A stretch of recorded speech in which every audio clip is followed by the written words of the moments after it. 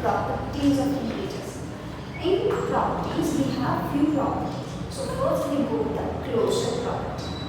Now, when you see this closure property, if I add any two numbers, suppose 2 plus 3, that is 5.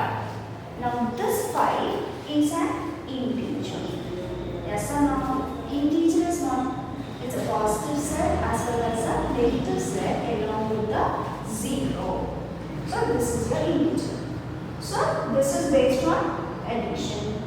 If I add any two numbers. So if I subtract any two numbers, let us see. 3 minus 2 is 1. This is also an integer.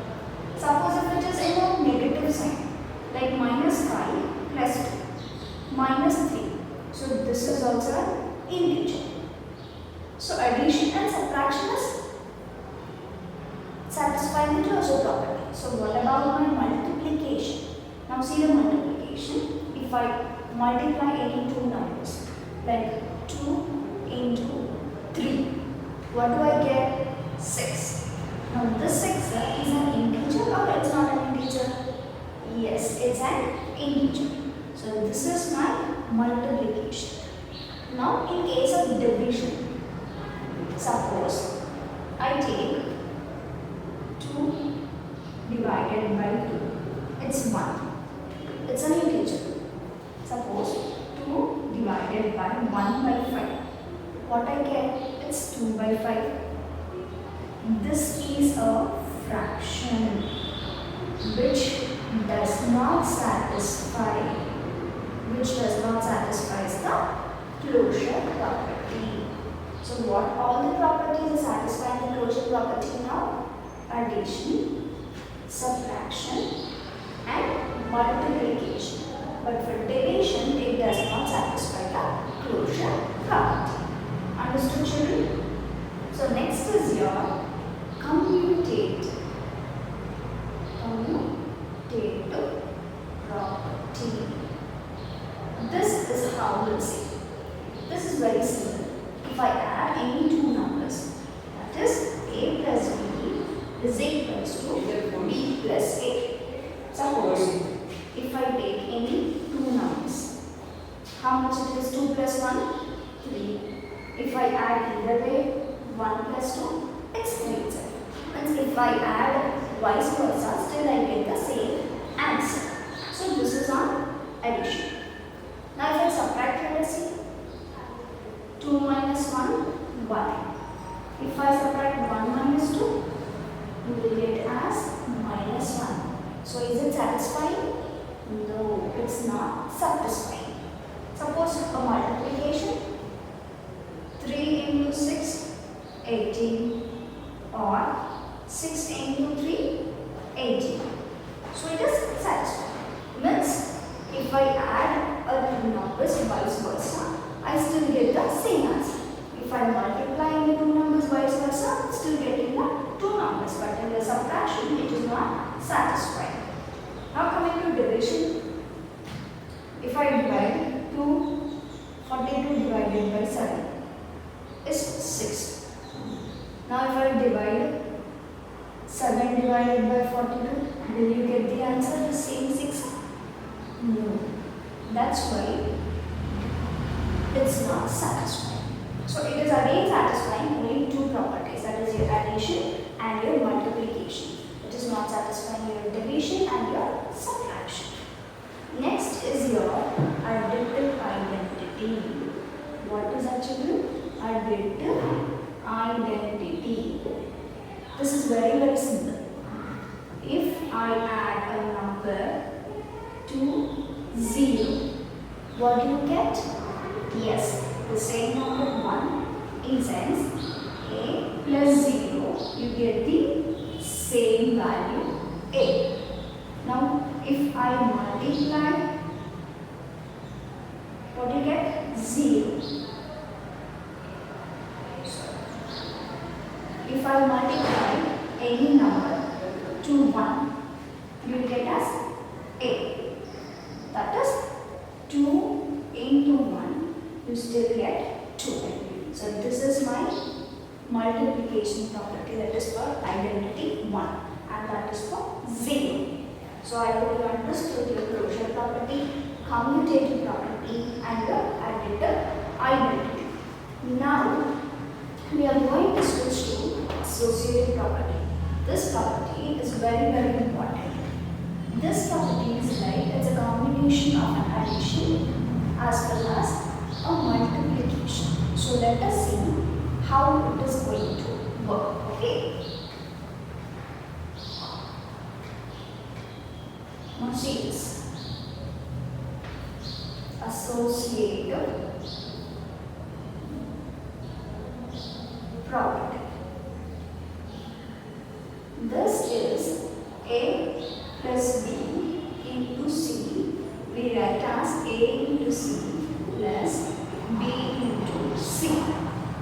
Suppose if I give you any two numbers, or means it's a cross of three numbers. So let us take any three numbers. 2, 5,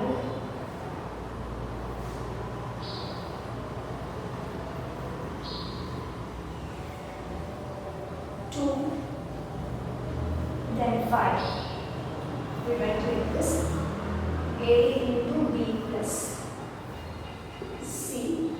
So A into B plus A into C. Then here we can take 3. Now check. 3 into 2 plus 5, 7. 3 sevens are 21. So this is one side.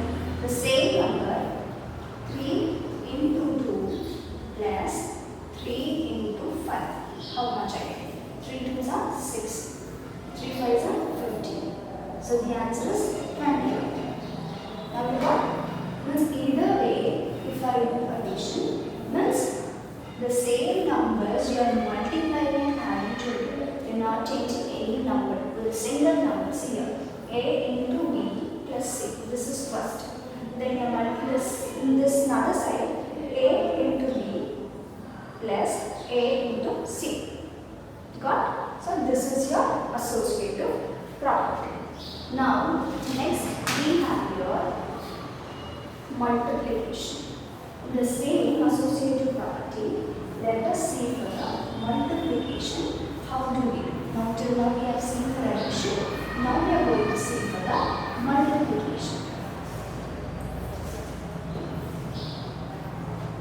That is A into B into C. A into B into A into C.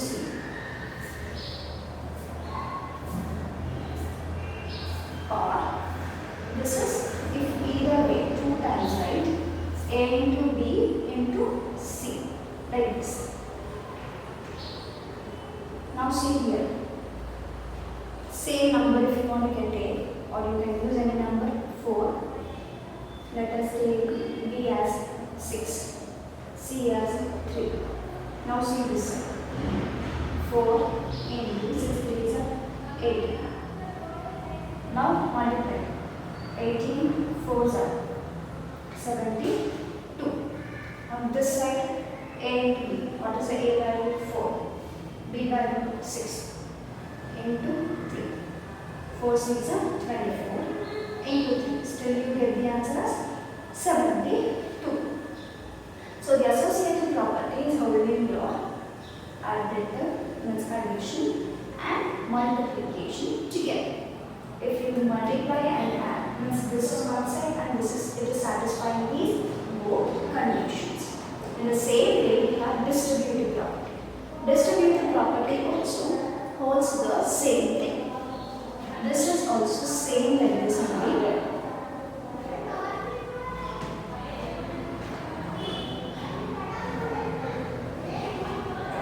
Distributive property also, it will be in the same way. That is A into B plus C. That gives you A into B plus A into C, which we have already checked how to do. Now next is A into B minus C, A into B minus A into C. So for this also you can check that